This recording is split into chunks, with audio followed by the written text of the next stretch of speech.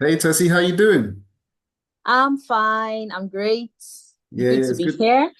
Excellent. It's good to see you. How's your day been so far? Well, so. It's been good. It's been okay. Okay, Just great. just one of those days. Yeah. Sure, for sure. Yeah, so let the viewers know who you are, what you do, and why you do it, Tessie. Okay, so I'm Tessy Ilozue, from Nigeria. Uh, I live here in Nigeria as well. I'm a mental health therapist. I'm also a marriage and a relationship counselor. So yeah, that's basically what I do. I enjoy doing it. I have other things I do. I've been a TV presenter and a producer for over a decade. I produce content for TV, film, name it, anything content. I love to make impacts. And so this is why I do what I do. I enjoy seeing people just do well. There's Right. something in me that just can't watch someone's life go anyhow. So I'm big on information that can help people. I like to share with people when I find things out. I get super excited about meeting new people. So all of this just ties to the fact that I love to see people do well. I'm passionate about mental health, and I love friendship, I love relationships, and yeah, Yeah, so that's you, me. you mentioned relationship and marriage counseling, is that right? Yeah, Yes, I did. yeah. So how did you get into that? What was your journey that led you to want to do that and feel like that's what you wanted to bring out? Well, I wouldn't say that. Okay, so the journey is a bit sketchy, but I'll walk you through it in the Go ahead, short go time. ahead. Right. So I've always wanted, I've always been the fairy tale girl. So the princess who lost the shoe and found the prince. I've always been that fairy tale girl, right? So I've Okay. always loved love. One of those people you say she loves love. I'm that person. And I always had it in mind. And every time I would share it, people would be like, love like that doesn't exist. It's fake. It's Disney. It's nothing like that. And I'm like, but I will have it. So I wanted to get married at 25, but I got married at age 26, just a year apart. So getting married to my husband has just been one of the best part of my life after giving my life to Christ. It's been like an amazing journey for me. I just realized that when it comes to relationship, I am big on relationships, whether it's dating, friendship. And so I'm that girl that is reliable. So you hear, oh, Tessie needs to do this. I'm there for you. I'm there for you. It did come and bite me in the, behind later, but I'm always that person who enjoys to see people thrive. When there's a problem in a relationship, I feel like it can be fixed. I feel like relationship makes the world go round. And so all of this was just me doing it on my own until a few years ago when I realized, hey, why am I wasting my time? Like, what am I doing? I love relationships. I love to help. I'm always talking to my friends. Like, they'll always say, Tessie, we have this relationship problem. And they're like, okay. Once I say one or two, they're already doing it. And this is me not being a professional yet. And I was like, Right. okay, so maybe I've got a thing for this. And so I went ahead and took certifications. And here I am, certified mental health counselor and a relationship person. Right. Yeah, so that's it. Right. So would you say a lot of it came down to your own personality and the fact that you would interact with people about relationships on a regular basis, Yeah. that was a major contributor to you going down the path of a relationship counseling. Would you say that's right? Yes, it was. Yes, it was. Excellent.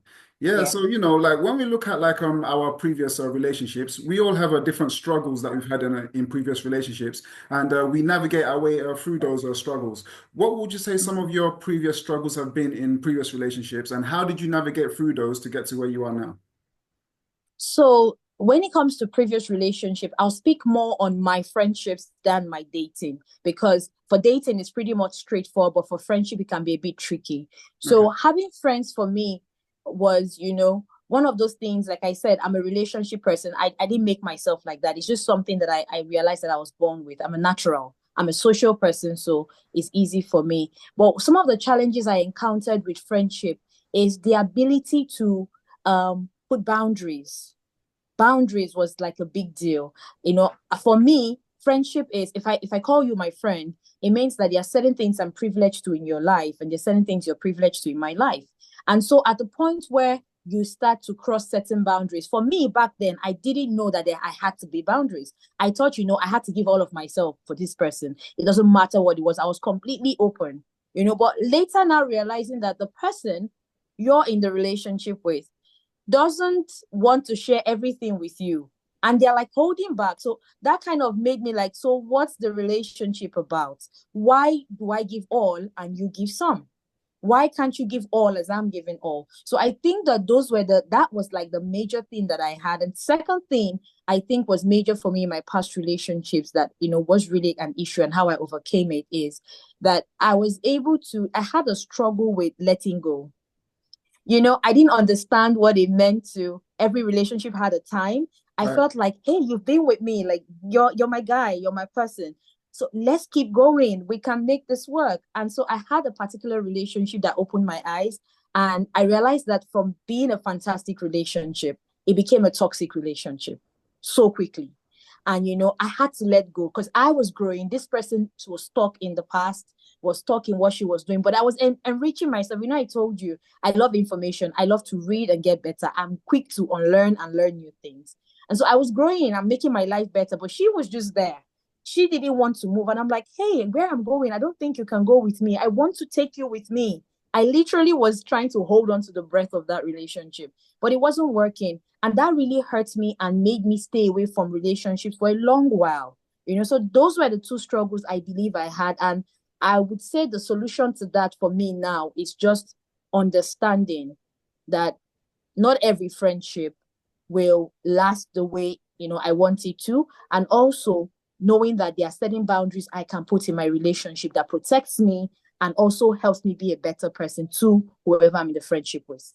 Right, right. Speaking about boundaries, some people they struggle with like putting up boundaries because they feel like they're gonna offend the person that they're putting the boundary up against, even though like it might be to the detriment of their own well-being. So for people going through those type of struggles, like they know they should set up some boundaries for their relationship, but they don't know how to do it without causing conflict or making it uncomfortable. What would be your advice to Yeah. those people? Well, I would say there's so many ways to approach that, but I'll first of all start by saying if I'm in a friendship relationship with you, and then I feel like I'm going to hurt you if I tell you that there are certain things I don't want you to, like I want to put a boundary on certain things around my life, and you get offended, that's already a red flag that there's a possibility that that friendship is toxic or heading towards the toxic environment.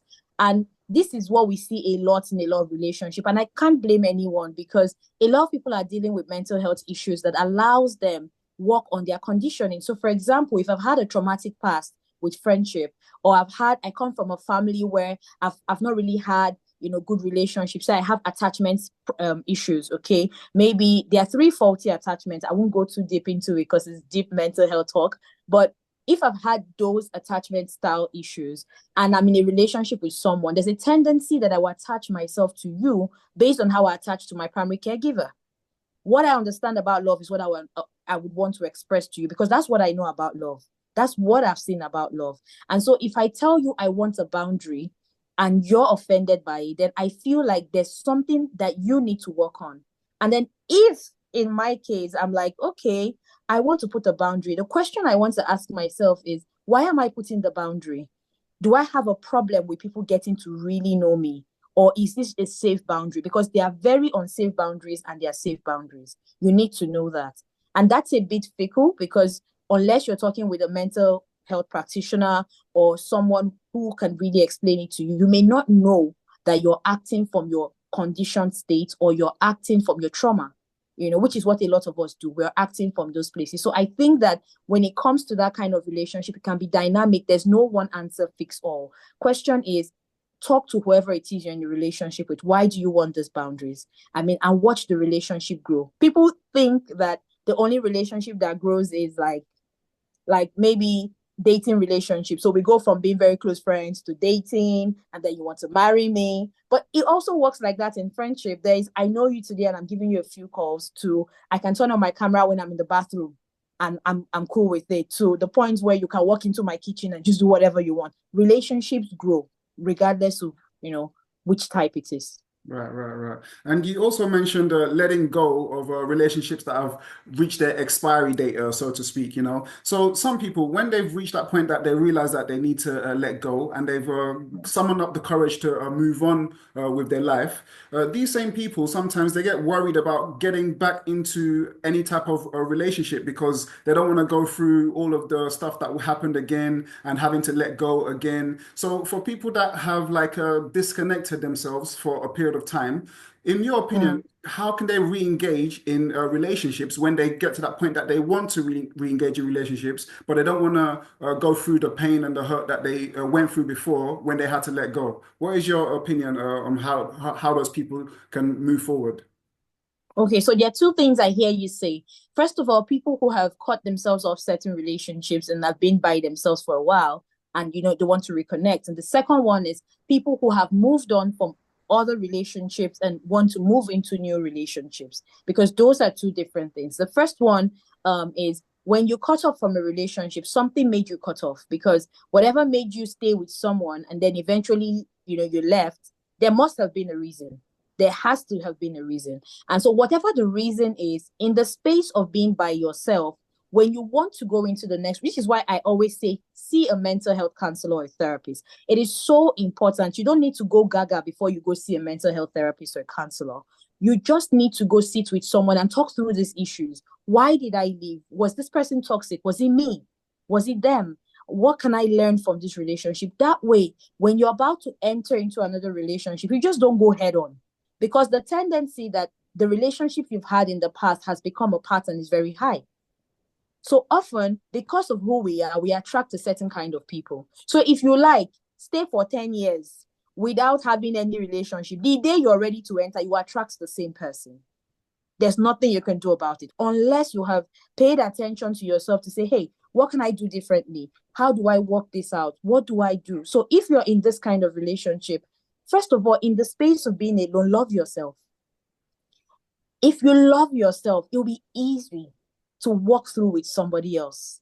Right. Because if you don't love yourself, you're walking on eggshells, you're here, there, you're not sure what love is, but love yourself. Learn to be comfortable in your own skin. Learn to understand that. Have empathy for yourself. Like, hey, I make mistakes sometimes. It's okay.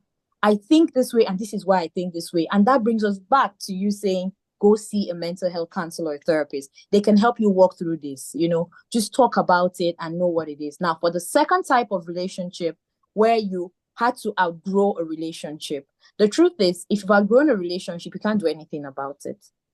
Mm.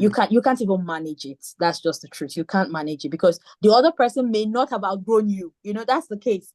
I've outgrown you, but maybe you haven't left me. So there's now like a friction. And so you're Yeah. feeling like, oh, I just left you for anything. But what you can do in that space is the next relationship you're getting into, if you're the person who has outgrown your last relationship, what you can do is to understand that the next relationship you're entering is because you're on a certain level, and understand and watch carefully who you're friends with. I determine who my friends are. You may want to be friends with me. If I see and I watch and see that you're not going to add the value that I need, or I'm not going to be valuable to you, and it is going to be some sort of, I'll try and stay away. I'll just try to keep it at the level, because relationships that work are mutual relationships where I give and you give. It's me giving my 100 and you giving your 100. If I'm working with you, Kayo, for example, and you're the one who is giving all your calling, your texting, and I'm on the other side of the spectrum, it's going to be very bad. Right, for sure. Going to work out well. So I think that that's what you understand. As you grow in life, some relationships change. However, there are some friends that you'd have forever, and they are with you through thick and thin. I don't know the dynamics of that, but I understand that God places people around us for a reason and for a season. So just understand what season you're in and be able to flow with the vibe, and you'll be good. Right. Yeah, and for some people, the reason they feel disconnected is not because of anyone else, but actually because they've immersed themselves in their professional career, for example. So for people that like, they've immersed themselves in their professional career and they're having success in their professional life, but to the detriment of their personal life, right? So they're now struggling to bridge the gap between their personal and professional life. They don't know how to get that balance back because they put it so weighed heavily on one side. So, in your opinion, how can they start to regain that balance of personal and professional life and being able to reconnect intimately in a personal way with people again? So relationships are a part of our lives through thick and thin. Relationships are not a separate part of who we are. We are relational beings. That's how we are. The reason we have eyes, the reason we have mouths, the reason I can talk to you, I can hear, is because I'm a relational being. If I was only meant to be one way, one of the senses will be off, right? But I can see you and I can talk to you. So first of all, relationship is a whole part of a human life. There's nothing like work-life balance. Nah. Okay. A lot of times we've heard it over the years. Oh, there's work. Oh, there's I don't have work-life balance. Oh, I'm dealing with this because there's nothing like work-life balance. The way we are built is to be able to live while we work, is to work while we live. Right. There's no separating both. So if you're finding success in something that you're doing, there would be people in your space that you spend time with, because from time to time you're overwhelmed and you need to talk to someone. From time to time, you're giving someone a call and you're sharing.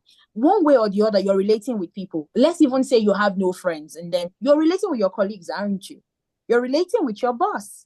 You're relating with whatever it is you're doing in your career. So what you can do if you're in the space where you feel like this has taken your time, the thing you want to address is not even how to go back into relationship. What you want to address is, why did I stay away from these people for this long?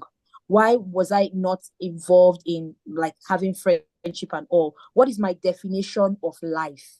Because at the end of the day, whatever you're working towards, you need to work along with people. You need to have people in your life as you grow. Whatever money you're trying to make, one day you're not going to be able to work. And you're going to want to spend that money. You want to go on vacations. You want to do something with your life. And you're going to want to find people to do it with. Nobody wants to go to Venice and sip tea by themselves. But I know some people who want to, but not in that aspect, you know. But you want to understand that work life is together. So while you're working, create time for friendship. Create time. It is your ability to create meaningful friendship that makes you better at your career. Because if you're going to climb up the ladder to leadership, you must be able to relate with people. You must be able to talk with people. You must be able to motivate people. If you don't have relationships that are working, how would you do that? Right, So right. that's just basically, yeah. Yeah, and when you say like for the people that like they should reflect and say like why did I stay away from these people or do this not do these things at this time? And when they think about it, their reason is, well, because I wanted to focus on my career, but now it's like affecting me and I've now lost these type of friends, and my professional friends, that's not the same type of relationship as the personal kind of relationship I'm looking for. So for those people, what is your opinion on how they can like reconnect with that side of themselves, like in a personal way and not just necessarily a professional way? Okay, so you can start by, I mean, you now realize that you needed those people, and then you need to go back into it. So that's the first good thing. You have come to the place of Oh, you froze a little bit. Let's hope we get her back. congruence, and you realize, okay, I need, I've Yeah, you're lost back. her. You're back. You froze a little bit. So if you just repeat that part, go ahead. Uh-oh. A little bit of technical difficulty on her side. Hopefully she'll be back in just a moment.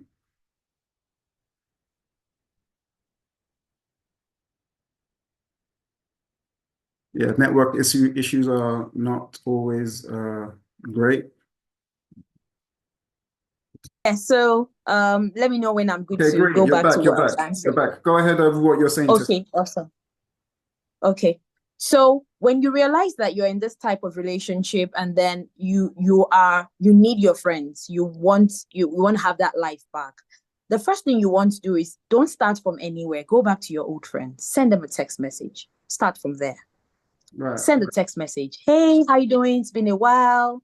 We didn't speak and all. Would you like to have tea? Would you like to have a drink? Do you want to go somewhere? Just go back and just ask, because they may just be waiting for you. They may just understand that you're immense, and they may actually understand.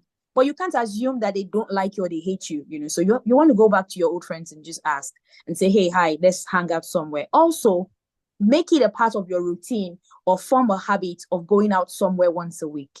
Go somewhere and, you know, meet new people. Be intentional.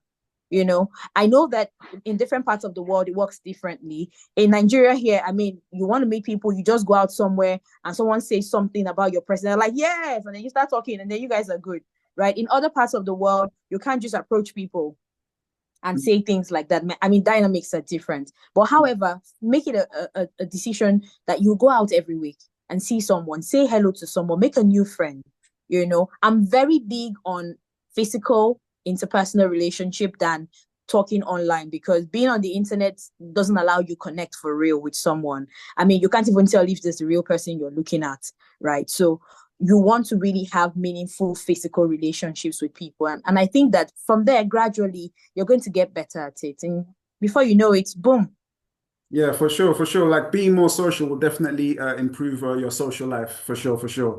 Yeah, so looking like traditionally, like there have been like gender roles within relationships. So when we look at that, like there's usually like somebody that tends to lead the relationship and the other person chooses to follow in that relationship. So what is your viewpoint on gender roles? And in your opinion, what do you feel like is more suitable for you as a person in terms of, would you rather have somebody that can lead you in a relationship that you choose to follow, or do you prefer to lead yourself independently of your relationship and just like coexist in that kind of way? Or what's your opinion on gender roles within relationships? Well, that's a bit, so different relationships always require different things. Okay, so if we're in a friendship relationship where we're friends and we're, you know, just talking, I don't think anyone needs to lead. I think we would lead together. It's not a relationship where one person is better than the other person, and so you say, oh, you know what, I know where we're going in this relationship, so follow me. No, it's a mutual thing. Usually when you have someone that you're getting acquainted with and you're getting to know, both of you, there's a reason you came together, there's a reason you like each other, there's a reason that you want to be here. If my goal for friendship is just to be able to talk to someone and just have someone I can share my life with, it means that your goal is similar to mine. So we want to talk about it and say, hey, why do you like me as a friend? Like, why do you like me? It's like, oh, I like you because you encourage me, because you do this to me, you get, and I'm like, oh yeah, I like you because you're able to help me do this and do that. Okay, so there must be a mutual relationship. However, in a dating relationship, it's a bit different, right?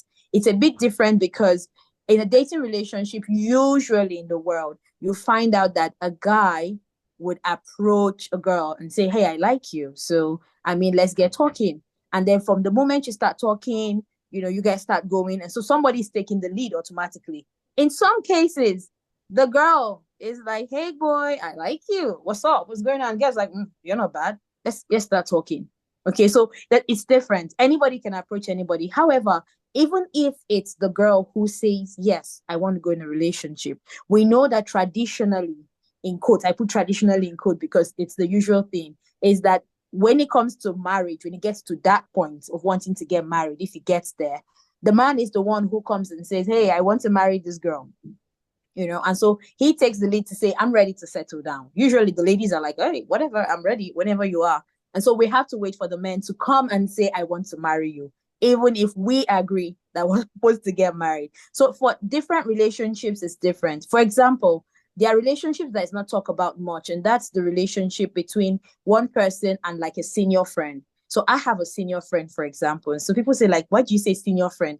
I say that because they are way older than me when it comes to the age gap and then the spaces that we're in, even in profession and life. So I have a friend who is over 50 and I'm in my mid 30s. Okay, so I'm approaching my late 30s. Now, at the point where that is happening, we obviously can't just be rubbing shoulders and be high-fiving and all of that, but we're good friends. Right. And so there's a way that relationship works. The boundaries in those relationships are different.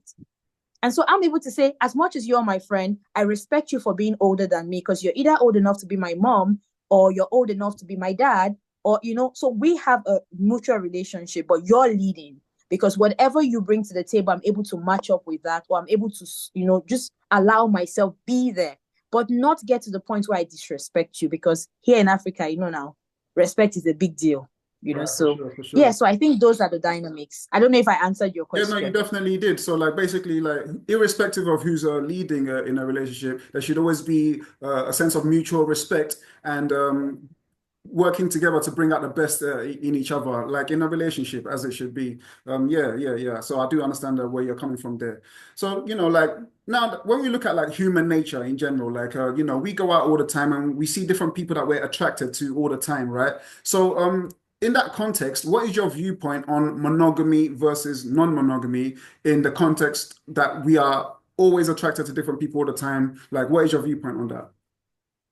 So, well, if I understand what you're saying, when you get attracted to different people, it's okay to be attracted to different people.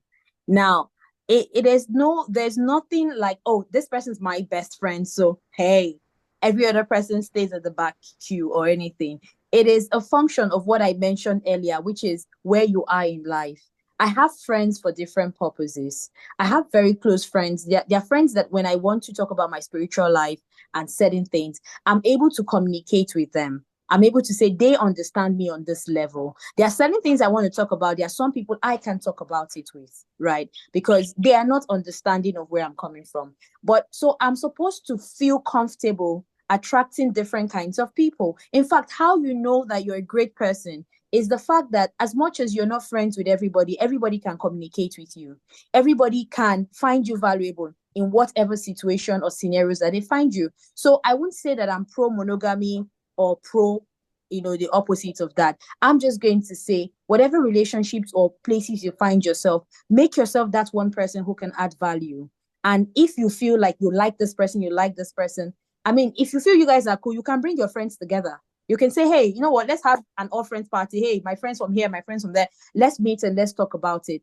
These days, what friendship is aimed at doing is making you a better person. Is us putting our hands together to say, hey, there's a future that's bigger than us. Let's work together. And so if that's your case, then it's okay, monogamy or not. Right. So So looking at that's my point. Yeah. Like, thank you for that. So, like, for people that are interested in like non-monogamy, for example, they're in a relationship, but they're interested in like, exploring non-monogamy, but they're afraid of bringing it up to their partner in case they're going to destroy the relationship or, it's not going to be accepted within their relationship. How can they go about introducing that conversation and bringing up that topic to their partner, in your opinion? Okay, so when you say a partner, it means that you're dating. Is that Right, so correct? like they're in a relationship with somebody, but they're interested in opening up the relationship, but they're afraid of like how that's gonna come across to their partner. But this is a desire that they have. So how can they start to open up that conversation with their partner, in your opinion? Well, if opening up the conversation to your partner already poses a threat, then you know that it means something in you already knows that that's going to be a big deal for that relationship. Right, If you already have a nudge that, I can't talk to this guy about it, but I want it, then you know that you already have an inclination that that is not what that relationship is going to break that relationship. Okay. So you have a decision to make. Go ahead and just say, hey, you know what? This is what I really want. And if he or she loves me, they would allow me have this relationship. But then again, the second question will be, is this a selfish thought or is this like something that you're used to doing? Because if it's a selfish thought, you're asking, so it's okay. So question you want to ask is it okay if I do the same thing? If we're talking about this, like, oh, if you want to open, is it okay? And the person's like, oh yeah, it's fine. Then why are we in a dating relationship? Because that makes it special. If we're doing it with other people, then it takes away the special reason for why we're having the thing. The reason I see a gazillion people and choose you to be mine is because I want it to be special. It's because there's something in you I feel is better than others. However, if you think we should open the relationship, which means we no longer are a special thing, it's okay for us to, just have other friends. And then that takes away the whole exclusivity. But if you want to have that conversation with the person, you want to come to yourself first and ask, am I comfortable with it in the long run? Am I okay with it? Am I okay if I find somebody who I like beyond the way I like this guy now or this girl now? Is it fine if they come to me and say, I want an open relationship? And right. if you want to talk about it to the person, go ahead and talk about it. I don't think there should be any fear about mentioning it. Right. So in your opinion, like it cannot be special, like if you share between more than one person. Like, is that your opinion? Like Yes, yes, that's exactly what makes it special. Like love cannot be fake. yes, Okay, okay. yeah. So like looking at people that have chosen monogamy now, like that's the path that they want to go down. They're both monogamous, but somewhere along the line, someone has stepped out of the relationship and infidelity has happened. But they're now like carrying around this sense of guilt about what they've done, but they don't want to tell their partner because they feel like once again it's going to disrupt the relationship. So they're now contemplating, should I not say anything at all, or should I bring it up to their to my partner? So if they choose to bring it up to their partner, what ways can they have that conversation, or do you think it's a viable option not to speak about it at all? Well, the truth is, there's nothing hidden under the sun. If you talk about it today or not, it's going to come up one day. So you want to have that at the back of your mind that it's going to show up. Your choice you have is, can I talk about it now and deal with it and be over? Or do I want to wait for when it naturally shows up, which will usually be worse, Right. because when you leave a wound untreated, it automatically, because once you start seeing someone outside the relationship that you're in, you're corrupted in some way because you're dealing with two different individuals. Somehow you're going to be in between two people. So you have to be one kind of person with this one, and you have to be one kind of person. However, if it was a one-time thing, you didn't plan for it to happen. We all make mistakes and it happened. The fact that you're bold enough to sit with the person and talk is a big deal. Now, how do you now sit with this person to say, let's talk about this? Very simple. When I first met you, I needed nothing to talk to you. I walked up to you, or someone introduced us, or something happened, and then we got talking. So I'm going to take you out somewhere really nice because you want to mentally, this is how I would advise you psychologically. You want to put the person in a space where they are able to know, first of all, that you love them and you care. And it's not that you're doing this dinner because, or this outing because you want them. Now, so I want to pause here and say this. If you're in a monogamous relationship and you're not used to treating your partner right, and suddenly you want to treat your partner right, she's going to know, or he's going to know that something is up. So, but if you're used to being cool with this person, you guys are together, you hang out, you do stuff together, you basically bond a lot. It's going to be easy to say, hey, I want to talk to you about something. And you start by appreciating the person. You start by telling the person how wonderful they are and how they've been such a blessing. And then you just go ahead and say, hey, but there's something that I would like to talk to you. I know that it's going to hurt you. I know that, you're probably going to think of me a certain way, but I love you too much not to say the truth to you, because it is out of that respect for that person that you tell them that, hey, I've broken the trust that we have.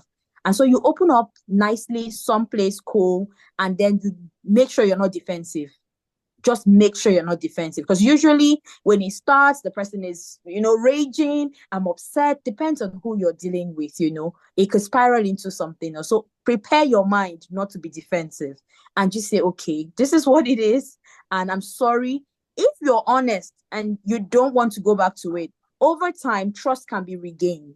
But if you're inconsistent with whatever you've shared, then I'm sorry, you've gone down a road that you can't take back. Yeah. So it all depends on the partner, and then you as a person. Is this a one-time thing, or is this something that you enjoyed and you just want to say sorry so it doesn't look like you're a bad guy or a bad girl, that kind of thing. Yeah. Yeah. Honesty is always the best thing in the long run, for sure, for sure. Yeah. So, like Tessie, thank you so much for coming on. Thank you for everything that you shared. Where could people find you, find out more about you, and find out more about what you do? Well, you can follow me on LinkedIn, Tessy Ilozue, Tessy Ilozue, Tessy Ilozue on LinkedIn, at Tessy Ilozue. You can follow me on Instagram, and then you can link into my practice page, which is Love and Light Therapy, but at Tessy Ilozue, the same name. On Facebook, it's the same name. So at TessyiLozue. You can find me everywhere with that. Excellent. And for the viewers, all of that information will be in the description so you can get in touch with Tessie. Tessie, once again, thank you so much for coming on. Any final words before we wrap up? Well, the final thing I would like to say is relationships are beautiful, but they can be chaotic as well. The beauty of a relationship is when it gets rocky. It tests the relationship, and it also improves the relationship. The test of friendship is one of the most powerful things that can happen to anyone. So if you're in a relationship and it's going bad, it's okay for it to go bad. just find out what the issue is and fix it. And if you can't fix it, move on. You will always find better relationships. Excellent. Thank you so much, Tessie.